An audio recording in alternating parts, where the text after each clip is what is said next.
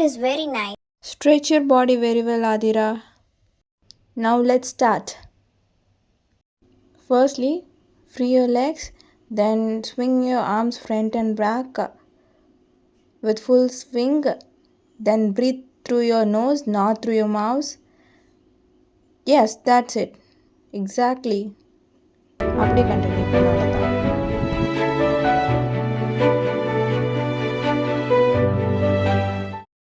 Oh no, I'm exhausted. But I'm enjoying it. Oh, what's the time? We are too late. Come on, Priya, let's go. Hurry up.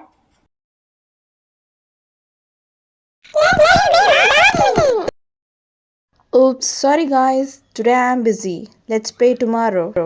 Bye bye. Morning jogging was exciting. It was a slight difficult, but I also enjoyed it. Have you noticed that we performed the barter system? Yeah, we exchange services instead of goods. So we also performed the barter system, right? Yeah, we made it practically. What's our next topic? Today, let's find the answer for the question, what is money? Money is generally accepted as a medium of exchange, measure of value, store of value, and means for standard of deferred payments. As I have said in the previous video, that is previous episode, money overcomes all the limitations of barter system. If it overcomes these limitations and satisfy these conditions, it is called as money. That's it. Now let us look into legal definition. Legal definition of money is what the law says money is known as money. Then legal tender money.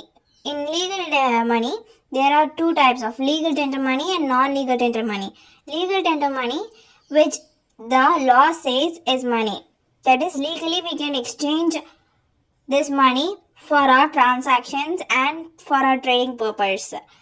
Another one, non-legal tender money, is not legally accepted, but we use in our day-to-day transactions and trading. For example, checks and bank drafts are non-legal tender money. In legal tender money, there are two types, limited legal tender and non-limited legal tender. Limited legal tender are the currencies which we can use for a certain amount. Above that amount, we cannot trade with anyone or do our transactions. For limited legal tender, the example is coins. Coins cannot be used for transaction more than ₹1,000. If a person is giving more than ₹1,000 in coins, you can reject their transaction. You have rights legally. And non-limited legal tender are the currencies we can use for any huge amount. That is, we can store 5,000 currency note for a huge amount, even about crores and crores. And example for non-legal tender money, I have already said that checks and bank drafts. Even though the law is not specifically told that checks and drafts are legally acceptable, but we use it as a medium of exchange. They are non-legal tender money. We have the rights to reject the non-legal tender money. Bank money refers to demand deposits created by the commercial banks. The money with commercial banks through deposits are known as bank money. That's it. Let's dive into functions of money.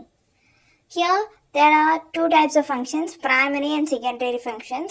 In primary functions, medium of exchange and measure of value, which we have discussed in the limitation of barter system, these two limitations are overcome by the money. These two limitations come under the primary function. All the functions of money seems like overcoming the limitations of barter system. So medium of exchange, we can exchange for anything through currency, and measure of value, we can measure the money value for each commodity. Then the secondary functions. Secondary functions include standard of deferred payments and store of value. Here we can make payments through money in the future, and if the seller accepts it. The second one is store of value. We can store the money throughout a long period for our wealth, and it doesn't spoil or anything else.